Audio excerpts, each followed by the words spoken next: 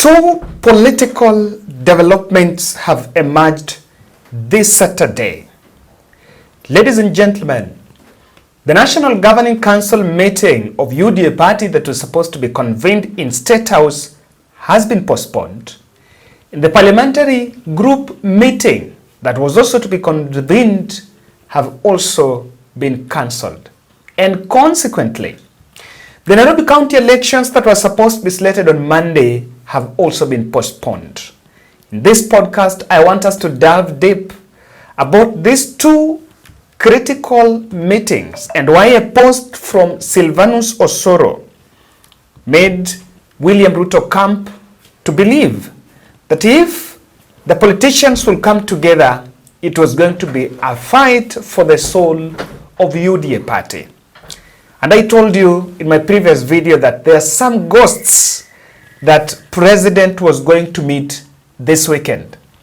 But being that he has been out of the country, he tried to convene this meeting, but all that is not falling into place. So in this podcast, I want us to look at the Nation article, because Nation has actually leaked out a WhatsApp group chat and what exactly led to last-minute cancellation of these meetings. It will show you how the house is burning down. Kindly subscribe to our channel. And I want to explain something. The Nairobi County elections have been cancelled because of two contentions. Once they did the grassroots elections and came up with 340 delegates, and these 340 delegates were supposed to convene in Bomas on Monday, so that they can elect 20 party officials, including the UDA chairperson, county chairperson. But here is the contradiction. I believe what Gakuya is saying is that that election being done with tablets was rigged. Because if you look at all those 20, out of 20 seats in Nairobi, 16 are Kikuyu. It is Kikuyus who won most of UDA seats in Nairobi. And it was rigged through tablets. That is what Gakuya is saying. So Gakuya is asking that if we have to do elections here, let's go to the traditional manual ballot. And Sakaja and the team are saying, no, we must go digital. And I think I'm just finding it. Why is it difficult to go manual? Only 340 people are voting. What is it difficult to go manual? But let's not go there. I want you to look at these two meetings. And the meetings why the president was not able to convene the meetings with the parliamentary group sessions. On Wednesday night, a host of Kalenjin legislators met in a city hotel in the meeting that was largely attended by the South Rift leaders and a host, one governor, and other members of parliament and some senators. They came out to issue, just to dissect things that have been happening in the political arena. And during the night session, during that night meeting, they raised some issues with the president. And number one, they said that the conduct of cabinet secretaries and principal secretaries is not policing. And during William Ruto events in the Rift Valley, they should be allowed opportunity to wear out or put requests to the president. Just like when the president visits other areas, other leaders are normally given that opportunity. But in the South Rift, in the Rift Valley, they are saying that whenever the president is there, they cannot address the audience. They cannot also put on their request. Just like when the president goes to maybe Western, Central, or any other country, the local leaders are normally given an opportunity to air out their request. So that is one of the things they are putting. Number two, after Ruto issued a statement that was insinuating that is inciting these MPs to go berserk against Rigathi, the MPs said that let Ruto respond to Rigathi directly. And the local leaders should not be sucked into that fallout. If there is a problem, Ruto should actually respond to Rigathi. that was targeting the likes of Oscar Sudi, who've been coming out to attack the deputy president. And it was contravening a statement that Ruto made in Bungoma that MPs should just move up and down across the country, contrary to what Gachagua said. And then they also requested to meet the president occasionally, at least not just when there is a problem. President should always avail himself so that they can also meet with the leaders and address the issues of Rift Valley. But these last two ones are very interesting. The other request they're making is Mount Kenya. They're saying that in the House leadership committees, Mount Kenya have the majority chairpersons. The chairpersons of committees in the National Assembly, Mount Kenya have many, and so they have privilege on budget allocations. In terms of money that they can set aside on their end, it is more because they have many chairmen of committees. And so, in part of the PG, and I think it was seen as a rebuttal on one man, one shilling, one vote, they're also requesting, or they're also arguing that the committee chairpersons should be shared equally across the political divide, and that narrative was aimed at stripping off the MPs that are allied towards Rigathi Gachagua, but they are chairmen of committees. So what they are trying to argue here is, if many Kikuyu MPs are holding parliamentary chairpersons of parliamentary committees, so they are asking, let that be rationalized so that it can be spread across. And the intention is to strip off a host of MPs that are supporting Gachagua and their chairmen of committees. And three, or rather these two I told you are very critical, that there have been a deliberate effort on individual empowerment programs from the bosses. And here are two politicians. In Mount Kenya, Ndindi Nyoro is receiving a lot of heavy lifting from the state and is moving from one constituency to the other and donating money and supporting the CDF kitties of different MPs and also giving millions in church fundraisers. And on the other side of Rift Valley, the Mkarabati man, Oscar Sudi, is also donating millions. And these MPs from Rift Valley feel like those two leaders are the ones that are getting heavy lifting under on what they called individual empowerment programs. That was Wednesday night. So on Thursday, that was after it, and I think President Ruto might have gotten wind of that meeting, and immediately the majority whip, Silvanus Osoro, posted in a WhatsApp group that have President Ruto, the Deputy President, some cabinet members, and some MPs, majority of those MPs. And according to a confidential report that the Standard is sharing, that the Nation is sharing, Osoro announced that they were going to hold a PG on 7th, inviting the MPs for a PG that was supposed to be done on 7th. I want to get that bit here. Okay. Yes.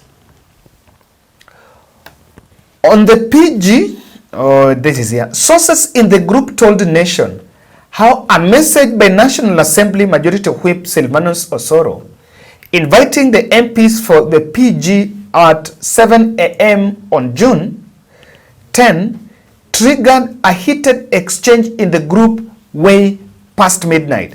Now, this June 10, the PG, Osoro announced that a PG will be done on June 10th, which was on Monday. Now, this is the PG that we were actually reporting.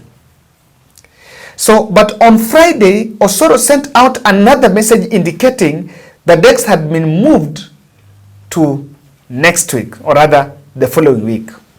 So what exactly happened? Immediately, Silvanus Osoro shared that message on WhatsApp, talking about the PG. A debate ensued. A debate started, with some members reportedly saying they will vote for the finance bill based on the instructions of the president, while other legislators needed to read the bill and understand its implications before making a decision. In the discussions by members, there was a general feeling that the bill is unpopular, and thus the people need the need for MPs to go around and tell their constituents about economic benefits of people paying taxes. The wrangles in UDA played out in the group, as some members, especially from Mount Kenya, raised concerns over certain leaders who have been going around in the region calling others traitors. The station had been replicated in other groups where the president and the DP are also members. So there are different WhatsApp groups. There is even another WhatsApp group for the UDA party leadership. This discussion, this division was also seen the other end. There is another group for the parliamentary, just specifically for parliamentarians. This division was also witnessed. There are different groups for leaders. There are those who come from the coast, they have their own group. There are also those who come from Western, they have their own group. And that split played out in nearly all the groups. And that is why you can see it is highly reported that Ichung'wah clashed with the deputy president, who did not respond, did not put up any word on it. Remember, the group also carries some former MPs. And they clashed with the deputy president, telling him that he cannot be a kingpin if he wants to be a village kingdom. And I think you can listen to this video. This is something, and that is why Ichung'wah was speaking like this when they were in parliament. Now, the Thursday WhatsApp group chat caused a lot of problems. The need for the population to be told on what to do did not happen. On the population to go, on the MPs to go and tell the members of the public the need of paying taxes. And that invitation, I remember I saw Nation read that story. And the Nation did the story saying that there was a crisis, that a crisis meeting had been called. I just want to get to you because they've denied that meeting.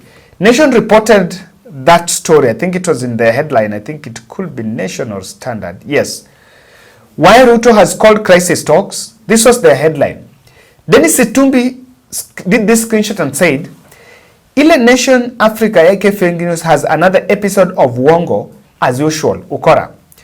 UDA Kenya has called NEC meeting to discuss phase 2 of grassroots elections and upcoming county elections in various counties. How is that crisis talks? The PG is to discuss GOK agenda in Bunge. Okay. And they have been postponed. So, from when is President Ruto a member of the National Elections Board? No. And when Malala wrote a letter to sanction some of the decisions by the NEC, Malala was kicked out. So it is a bit hypocritical, and I think Itumbi is just denying the truth. This meeting is a crisis, and you can see that is why this has been denounced. The reason why this meeting has been denounced, this meeting has been cancelled, is because of the political tension. Remember, this is the second time that MPs were going to confront the president. In the last PG that was held a day before the State of the Nation address in Statehouse, the MPs confronted the president and they told the president that the finance bill and some of the policies of government are unpopular and we risk losing our seats if we go to the ground and try to defend this finance bill. So when the Nation reported this, I think I saw Dennis Itumbi coming quickly to say there is no crisis. But a WhatsApp group leak on what exactly ensued is actually painting a very clear picture of the fallout between different sectors in UDA. So it's not, and remember, even the chairperson, Cecil Mbarire, is also having a bone to chew with the executive because of the Mira ban. The cabinet has been speaking, that the cabinet has been split on that Mira ban. While some from Northeastern and Coastal region are supporting the Mira ban, the Mount Kenya are losing the money in Mira, the revenue in Mira, and they are saying that they are being targeted. So even as Dennis Itumbi is telling us there is no problem, the truth of the matter here is, and they know should just give an answer, why is it then that UDA elections, chairperson elections, have been cancelled? Why? And why has the 2PG been cancelled? And reports also indicate that a host of MPs on Rigathi Gachagwa's side, after that fallout, indicated that they are not going to attend. They are going to boycott that PG in protest of what really some other members had been saying. And I want to say something here. The biggest mistake that William Ruto did is to send, when it was Uhuru Kenyatta, to use that strategy he did against Uhuru Kenyatta on Rigathi. When in the run-up to 2023 general election, what William Ruto did, he sharpened the lips of these MPs, the Mount Kenya MPs, to go and attack Uhuru Kenyatta. And Uhuru Kenyatta, being the gentleman politician, did not bother. And he didn't have any ambition, didn't want to be president in this country anymore. So he didn't bother, he just looked at those MPs. But unleashing these MPs on the DP has really worked. That strategy seemed to have failed.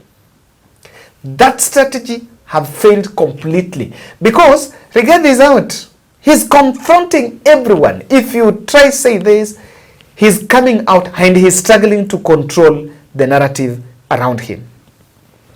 And I want to tell you why this, what these people, the interpretation of this. Number one, Ruto has stopped that PG because what he wants to do, he wants to call those MPs individually and please appease them. He's supposed to go to G7 in Italy. I'm telling you, he's supposed to do this and that. There's some MPs that will be receiving some stipend to tone down, a talk on one-on-one, making calls, so that by the time he's calling them, the mood is down. But however, if you would have called them for a meeting for a PG, hata wangepigana.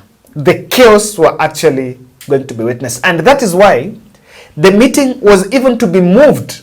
There's a decision for that meeting to be moved to Statehouse because the tension was very high.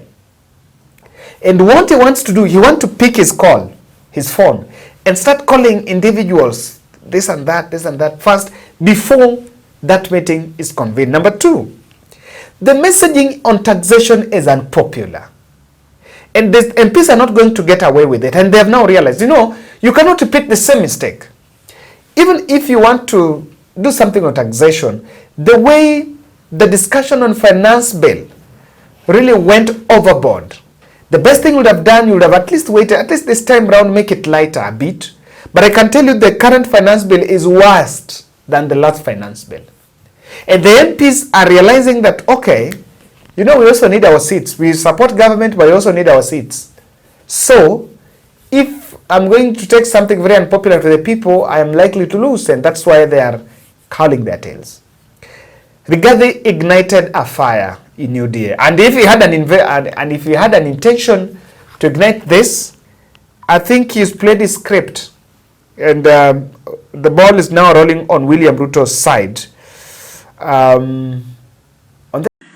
Kwa sababu nimeona vile mazungumzo yanaendelea, na respectfully, I have the privilege ya kuwa na rais wetu William Ruto kuanzia mwaka wa 2017 mpaka sasa. Respectfully na heshima kubwa, nataka nimkumbushe naibu rais kwamba wakati tuliunda hii chama ya UDA, wakati ilifika wakati ya kutafuta naibu rais running mate ya Mheshimiwa William Samoei Ruto, nilikuwa baadhi ya wale watu ambao tulifanya mkutano tukiongozwa na naibu wa rais wakati ule ambaye ni rais wa sasa. Tukasema viongozi wote wa mkoa wa kati ule wa zamani from Central Province, wale ambao wamechaguliwa, tukawaambia waende wajifungie mahali, tukawapatia room kwamba wafanye mazungumzo, wapige kura na watuletee jina ya mtu mmoja ambaye ndiye angekuwa deputy president ama running mate wa William Samoei Ruto. Hawa walienda wakakaa, wabunge na viongozi na maseneta na wa magavana walikuwa watu zaidi ya 50 kwenda kufanya kikao wamchague yule ambaye wangependelea kuwa running mate wa William Samoei Ruto. Mheshimiwa Rigathi Gachagua alipata kura moja. Sisi na kwanza mimi naomba mimi mwenyewe nikiwemo Oscar Sudi, Ndindi Nyoro, Faruk Kibet, tuko na kazi kubwa ya kuomba msamaha wale viongozi wote wale wa Central ambao walipatia Rigiji kura moja. Sisi tukaona huyo tu ndiye anafaa, na William Ruto akakuwa muungwana akatify vile hao walikuwa wamechagua Abraham Professor. Niseme ya kwamba letu ni kujaribu kutimiza yale ahadi ambazo tulipeana, na ndio nataka kuchukua nafasi hii kuuliza viongozi wetu wote katika UDA, katika Kenya Kwanza, tutulize siasa. Hii siasa hakuna pahali itatupeleka.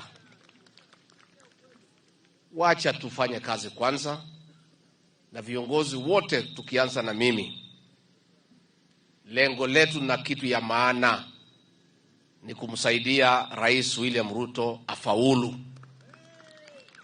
na atimize ahadi zake kwa Wakenya. Sisi zote tuliungana kumfanyia campaign Rais William Ruto, tukampigia kura, akafaulu, akakuwa rais wa Jamhuri ya Kenya, na matumaini yetu tukimpigia kura ni afaulu. So the most important business of the day is to make sure that President William Ruto succeeds. Na mimi niko hapo. That is my focus, it's my commitment. So when people started bringing succession politics of 2032, inaleta distraction. I want to ask our leaders, hiyo maneno muachane naye. That is too far away. It's unnecessary, it's unhelpful, it is inappropriate, it is irritating. Let everybody serve the people of Kenya for now.